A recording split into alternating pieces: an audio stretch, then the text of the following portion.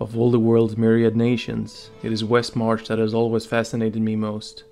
I consider this land of rain-soaked ports and sweeping pastures to be one of the greatest kingdoms in existence, a fact made all the more impressive when considering its relative young age. But one must remember that the Westmarch of modern times is vastly different from what it was at the moment of its creation. It is this historic event, the founding, which I will examine in some detail here. Much of the information that follows I have taken from the Westmarch and the Sons of Rakkis, a seminal work on the nation's past. Let us begin by briefly examining the early days of the Saccharum Church, for this famous institution's rise to power is inexorably linked to the founding of Westmarch. Nearly 3 centuries ago, the vast empire of Kyrgyzstan was in the throes of unrest, plagued by famine and disease. Bloody riots between downtrodden commoners and the corrupt ruling elite were daily occurrences. In short, the climate was ripe for a rebellion by the masses, one on a scale of which Kyrgyzstan had never witnessed. It was at this rather inauspicious time that the Saccharum, an order that had hitherto existed on the fringes of society, came to prominence. This religion was founded on the teachings of Akkarat, a man who wrote on self-determination, empowerment, and the inner light that exists in every man and woman. It appears that in Kyrgyzstan's states of inequality and hopelessness, the Saccharum tenets blazed across the land like wildfire. Historians also attribute this sudden growth to the building of Travinkal, a massive temple complex in Kurast.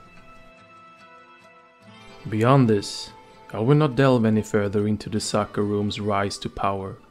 For the purpose of this story, it is important simply to note that over the course of decades, the church grew increasingly influential, soon becoming a major player in the political spectrum.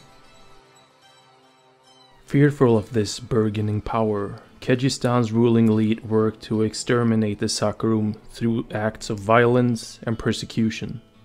But these brutal tactics only served to drive more of the disillusioned masses into the arms of the church. It is written that a new emperor by the name of Tassara dismissed this ongoing conflict with the Saccharum as futile. By all accounts, he was a cunning politician and a master of statecraft. Unlike the previous emperor, Tassara did not see the Saccharum as an obstacle. Quite the contrary, he saw it as a means to strengthen his rule.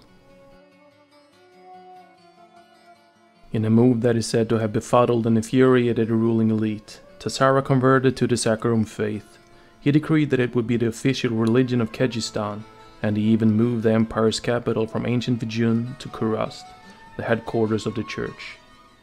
With this one deft stroke, Tassara won the admiration, and more important, the undying allegiance of Kyrgyzstan's masses. Westmarch and the Sons of Rakkis states that most of the nobility followed Tassara's lead, but there were some who remained opposed. A handful of nobles had no intention of sharing their powers with the church. They pooled their incredible fortunes and recruited a formidable mercenary army to topple Tassara and crush the Saccharum. This turn of events led the emperor to call upon his greatest military general and lifelong friend, Rakkis. I have found conflicting reports about this man's true origins. What all the histories do agree on, however, is that Rakkis was a zealous Saccharum convert known for his stern demeanor, cunning, and ferocity in battle. Throughout this course of his military career, he gained renown for defending the empire from both external and internal threats. Most accounts, which I hold true, state that the Usurper's armies outnumbers Rakkis' own forces by a wide margin. Despite this disadvantage, the general outmaneuvered his adversaries at every turn. Indeed, he divided and conquered the mercenaries with incredible speed and efficiency, never losing a single battle. These victories made Rakkis a legend. Perhaps the masses saw his triumph as a sign of their faith's legitimacy and undeniable strength. Whatever the case, when Rakkis traveled through cities, it is said that people of all ages would gather to catch a glimpse of their champion. The general used his influence to dispose of governors and magistrates, whom he saw as inept, replacing them with his favored Sakharum archbishops.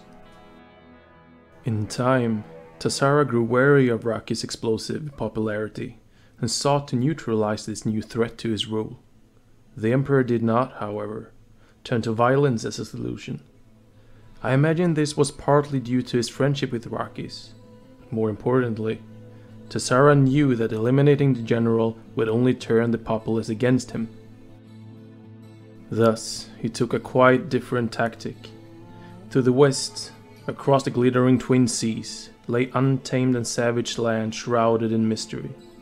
Tassara claimed that it was the Empire's duty to conquer this dark corner of the world and enlighten it with the Sakharum faith, and that only Rakkis' seal could succeed in doing so.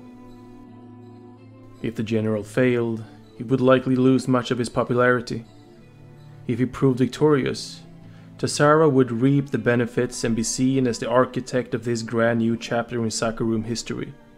Either way, the Emperor would secure a future for himself. Whether or not Rakkis was aware of Tassara's ulterior motives is unclear, but he accepted the task nonetheless. The Emperor granted the general nearly a third of Kyrgyzstan's standing military.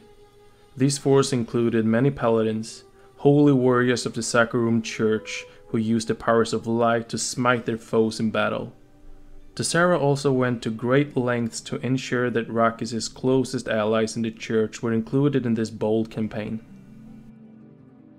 Before thousands of cheering onlookers, the great army set sail in a fleet that, according to one account, stretched from the shores of Kyrgyzstan to the far horizon.